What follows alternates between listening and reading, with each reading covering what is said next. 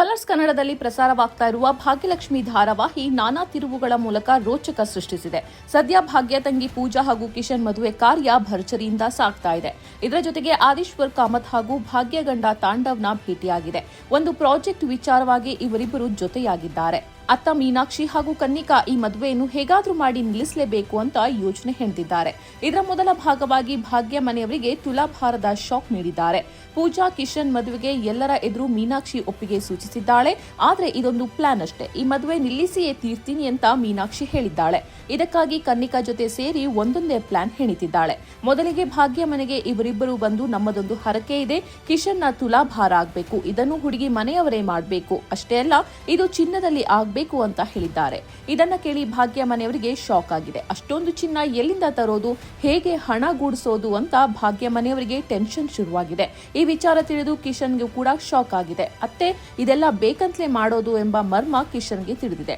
ಪೂಜಾ ಹಾಗೂ ಭಾಗ್ಯಗೆ ಕಾಲ್ ಮಾಡಿ ಈ ತುಲಾಭಾರವೆಲ್ಲ ಬೇಡ, ಸುಮ್ಮನೆ ಬರ್ಡನ್ ಆಗಬಹುದು ನಿಮ್ಗೆ ಅಂತ ಹೇಳ್ತಾನೆ. ಹಾಗೇನಿಲ್ಲ, ಇದನ್ನು ಮಾಡಿದಿದ್ರೆ ಹೇಗೆ ಅಂತ ಭಾಗ್ಯ ಹೇಳ್ತಾಳೆ. ಭಾಗ್ಯ ಮನೆಯವರಿಗೆ ಚಿನ್ನದಲ್ಲಿ ತುಲಾಭಾರ ಮಾಡಿಸೋದು ತುಂಬಾ ಬರ್ಡನ್ ಆಗಬಹುದು, ಕಷ್ಟ ಆಗಬಹುದು ಅಂತ ಕಿಶನ್ಗೆ ಗೊತ್ತಿದೆ. ಇದಕ್ಕಾಗಿ ಆತ ತೂಕ ಕಳೆದುಕೊಳ್ಳೋದಕ್ಕೆ ಊಟ ತಿಂಡಿ ಬಿಟ್ಟು ಕೂತಿದ್ದಾನೆ.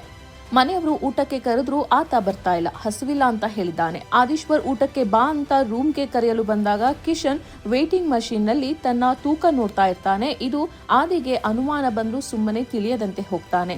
ಆದ್ರೆ ಅತ್ತೆ ತುಲಾಭಾರಕ್ಕೆ ಸುಂದರಿ ಒಂದು ಪ್ಲಾನ್ ಮಾಡಿದ್ದಾಳೆ. ಪೂಜಾ ಕರೆದುಕೊಂಡು ಚಿನ್ನದಂತೆ ಕಾಣುವ ಪಾತ್ರೆಯನ್ನು ತಯಾರು ಮಾಡುವ ಅಂಗಡಿಗೆ ಕರೆದುಕೊಂಡು ಹೋಗಿದ್ದಾಳೆ.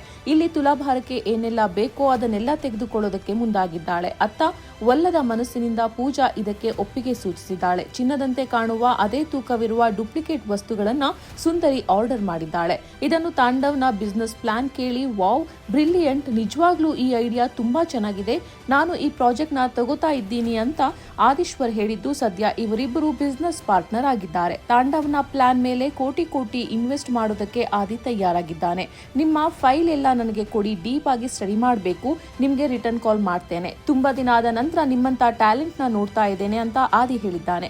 ಮನೆಗೆ ಹೋದ ಬಳಿಕ ಆದಿ ಪುನಃ ಈ ಐಡಿಯಾವನ್ನೆಲ್ಲ ನೋಡಿದ್ದಾನೆ. ಇದನ್ನು ನೋಡಿ ಆದಿ ಫುಲ್ ಇಂಪ್ರೆಸ್ ಆಗಿದ್ದು ತಾಂಡವ್ಗೆ ಕಾಲ್ ಮಾಡಿ ಅದ್ಭುತವಾಗಿದೆ ಈ ಪ್ಲಾನ್, ನಾಳೆ ಸಿಗೋಣ, ಮುಂದಿನ ಪ್ರೊಸೆಸರ್ ಬಗ್ಗೆ ಮಾತಾಡೋಣ ಅಂತ ಹೇಳಿದ್ದಾನೆ. ಆದ್ರೆ ಅಚ್ಚರಿ ಅಂದ್ರೆ ಇಲ್ಲಿ ತಾಂಡವ್ ಭಾಗ್ಯಳ ಗಂಡ ಅನ್ನೋದು ಆದಿಗೆ ತಿಳಿದಿಲ್ಲ. ಈ ಸತ್ಯ ಯಾವಾಗ ಹೊರ ಬೀಳುತ್ತೆ ಅನ್ನೋದನ್ನ ಕಾದು ನೋಡ್ಬೇಕಿದೆ.